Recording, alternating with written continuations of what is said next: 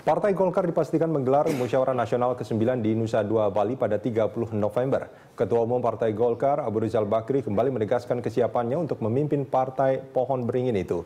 Perpindahan lokasi Munas ke Bali diduga syarat pertimbangan politis karena sebelumnya berdasarkan rapat pimpinan nasional Partai Golkar.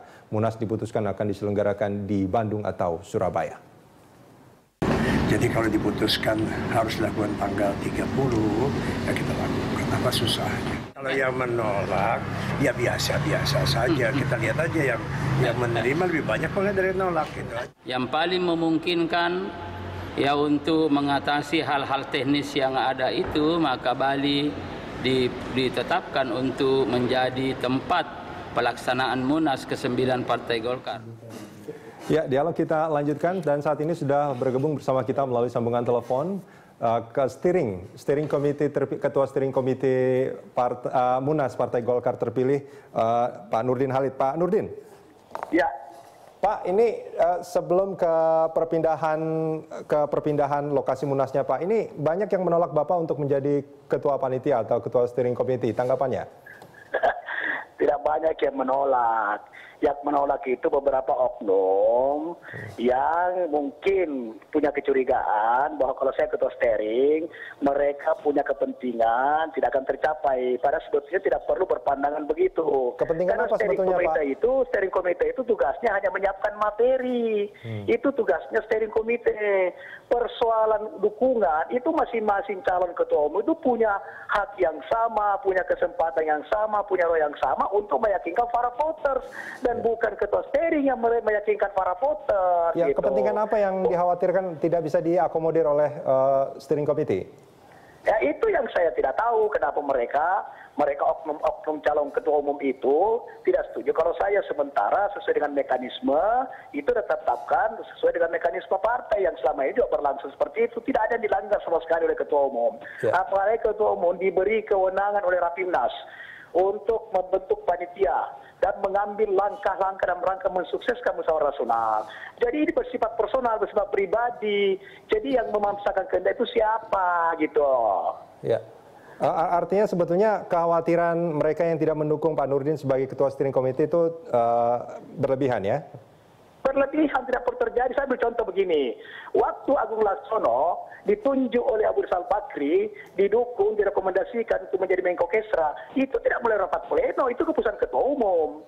Itu prerogatif ketua umum, kenapa dia tidak persoalkan? Ini hanya ada kepentingannya dengan birahi politiknya yang begitu tinggi, yang mungkin tidak akan kesampaian, karena tidak mampu bersaing secara cerdas, secara secara sehat, secara demokratis. Dia berbicara di balik demokrasi, padahal dia bersikap tidak demokratis, gitu.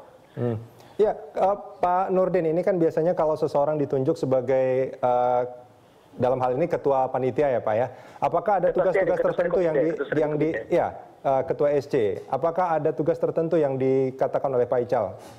Tidak ada sama sekali tugas dari Pak Ical. Yang saya embang adalah tugas yang dibebankan oleh Rapimnas kepada ketua umum. Kemudian ketua umum sesuai dengan tatanan di partai, kebiasaan partai selama khususnya 5 tahun terakhir ini, itu bahwa saya sebagai ketua organisasi daerah diberi mandat oleh ketua umum berkoordinasi dengan bidang kaderisasi dan sektor jenderal untuk menyusun panitia, kemudian di-SK-kan oleh ketua umum. Itu sudah berlangsung selama 5 tahun dan selama ini tidak pernah mereka persoalkan. Iya, cuma bayangan saya gini Pak. Gitu. Dan tidak ada misi khusus yang diberikan oleh Abu Rizal Bakri sebagai ketua steering kepada saya. Persoalan pribadi saya berpihak kepada pribadi ARB, itu adalah soal sikap politik pribadi saya, tidak bisa juga dicampur sebagai ketua steering.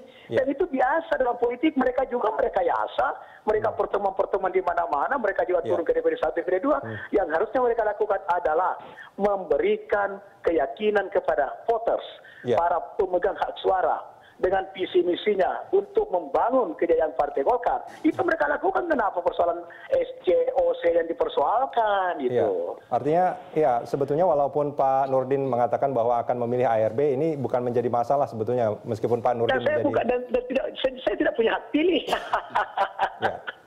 Yang punya hak pilih itu adalah 34 DPD 1, 513 DPD 2, kemudian 10 ormas yang mendirikan dan sayap itu yang punya hak suara, mereka mestinya meyakinkan para voters tersebut untuk menjadi ketua umum gitu. Baik. Ya ini menarik sebetulnya Pak Nurdin. Di studio ada Pak Hajrianto Tohari dan juga Pak Kristiadi. Pak Kris, ini kalau kita bicara soal Pak Nurdin sebagai steering committee di sini memang agak sedikit menjadi pertanyaan mereka yang berseberangan gitu ya. Mungkin karena kedekatan Pak Nurdin dengan Pak ARB, mungkin itu yang menjadi permasalahan. Sebetulnya kalau soal kedekatan sih tidak menjadi masalah. Tapi persoalan di Golkar itu sudah sangat dalam ya. Sangat dalam dalam arti kata, pertama sekarang ini kalau saya jadi dibaca di running text tadi, sudah ada semacam presidium atau badan penyelamat. Badan penyelamat? Enggak, saya baca di running text di berita satu ini. Ini jadi menurut saya memang Golkar ini de facto sudah retak sekarang ini dan perlu diselamatkan. Perlu diselamatkan ya. Berarti udah dalam kondisi kritis ini ya. Ya, kondisi yang saya kira harus betul-betul semua itu harus kembali kepada kitahnya bahwa namanya Partai Golkar itu partai yang akan menjadi pilar demokrasi, partai yang kemudian juga bersih daripada semua dugaan-dugaan kotor seperti yang justru terungkap di media-media secara terbuka. Itu mesti kembali ke sana dulu, rohnya ke sana.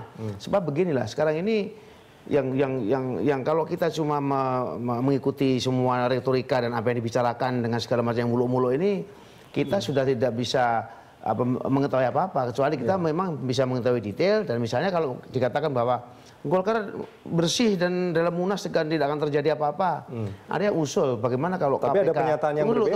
Tunggu dulu makanya. Ini kan ada yang mengatakan bahwa bagaimana kalau KPK masuk ikut melakukan semacam deteksi atau pengawasan dari beredarnya duit yang tidak jelas, yang sudah secara terbuka terungkap di media massa. Nah, menurut saya inilah yang sangat diperlukan oleh bagi kita masyarakat seperti kita yang mengharapkan Golkar yang sudah 40 tahun usianya ini benar-benar tidak semakin kacau balau karena menjadi permainan pemilik modal, tetapi menjadi betul-betul semakin menjadi suatu partai yang bisa memberikan wawasan dan spirit betul-betul inilah. Bukankah itu yang sudah terjadi di Golkar dalam beberapa periode terakhir? Kita ingat waktu Munas sebelumnya. Golkar itu sebetulnya periode yang paling baik pada periode penyelamatan setelah reformasi itu. Menurut saya itu Golkar itu sebetulnya zaman emas Golkar, di mana Golkar membuktikan partai yang tangguh, partai yang bisa menyesuaikan diri, dan partai yang betul-betul menjadi bagian daripada gerakan perbaruan ini. Tapi setelah itu baik itu namanya Munas di Bali, di Rio, dan sekarang ini itu berlepotan dengan rumors-rumors yang sebenarnya sangat menggerogoti kredibilitas Golkar. Itu rumors tapi indikatornya sangat kuat ya Mas Kris. Sangat kuat dan tidak pernah dibantah. Iya. Mas Hajrianto, ini kalau kita bicara apa yang disampaikan Mas Kris tadi juga disampaikan oleh Pak Nurdin Halid bahwa cara-cara yang terjadi di Golkar saat ini tidak demokratis dan tidak cerdas sebetulnya. Apa yang terjadi sebetulnya? Ya, itu tadi ada sesuatu yang sangat penting yang dilupakan. Apa itu? Terutama dalam proses dan mekanisme pengambilan keputusan. Tadi kan Pak Nurdin Halid saya rasa benar ya. Tetapi kalau saya misalnya tidak menyetujui Pak Nurdin Halid jadi SC, itu bukan karena pribadi ya. Saya lebih pada concern saya itu lebih pada prosedur.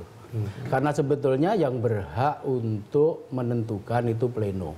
Artinya Anda ingin mengatakan bahwa Ketua Umum sudah salah dalam menerapkan prosedur. Iya betul. Jadi kalau tadi Pak Nurdin Halid mengatakan waktu Agung Laksono ditunjuk jadi Menteri Menko Kesra untuk diusulkan ke Pak SBY itu juga tidak melalui pleno. Saya ingin mengatakan itu juga salah. Betul. jadi tentu jalan pikiran yang positif, jangan terus-menerus mengulangi kesalahan-kesalahan. Bahwa manusia biasa itu bisa salah, bisa khilaf, tetapi jangan kemudian berdalih pada masa lalu, melanjutkan dan melanggengkan prosedur-prosedur yang salah itu. Apalagi dalam suasana seperti sekarang ini, di mana tadi saya katakan bahwa rasa saling percaya dan sekaligus kecurigaan sudah sangat tinggi menjelang Munas ini. Sehingga dengan demikian segala keputusan yang kira-kira nanti dapat menimbulkan persoalan di kelak kemudian hari, sebaiknya dihindarkan. Ini kan termasuk di dalamnya dalam penentuan kepanitiaan. Nah, ketika penentuan kepanitiaan ini sudah dinilai salah menurut Anda, apa yang harusnya dilakukan? Nah, itulah kemarin ketika rapat pleno hari pertama kemarin, sebelum hari ini kan sudah ada rapat pleno. Agenda rapat pleno itu adalah terkait dengan pelaksanaan Munas. Maka yang pertama adalah waktu Munas, yang kedua tempat Munas, dan yang ketiga adalah kepanitiaan baik SC atau UC, di mana pleno tersebutlah yang harus menentukannya. Karena memang dalam anggaran dasar dan anggaran rumah tangga, tahun Munas itu adalah keputusan Munas. Jadi hanya Munas yang berhak menentukan tahun Munas. Tetapi bulan apa dan di mana pelaksanaan Munas itu adalah kewenangan pleno. Tidak perlu diangkat menjadi kewenangan Rapimnas karena memang kewenangan pleno ada di situ. Maka diselesaikanlah di situ. Artinya penentuan tempat dan waktunya ini juga agak politis juga. Oh ya pasti. Saya ingin mengatakan bahwa bohong kalau ada yang mengatakan saya tidak punya kepentingan.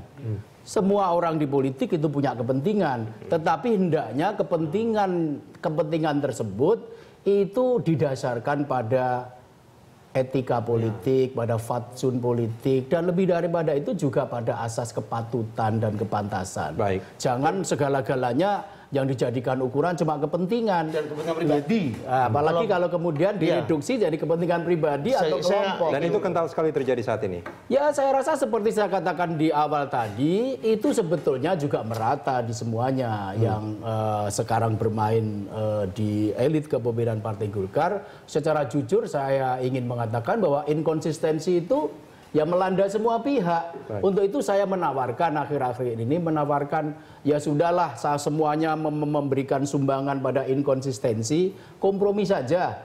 Misalnya soal waktu Munas, kembali saja kepada keputusan pleno yang kebetulan diketok sendiri oleh Pak Abu Rizal Bakri pada bulan Januari.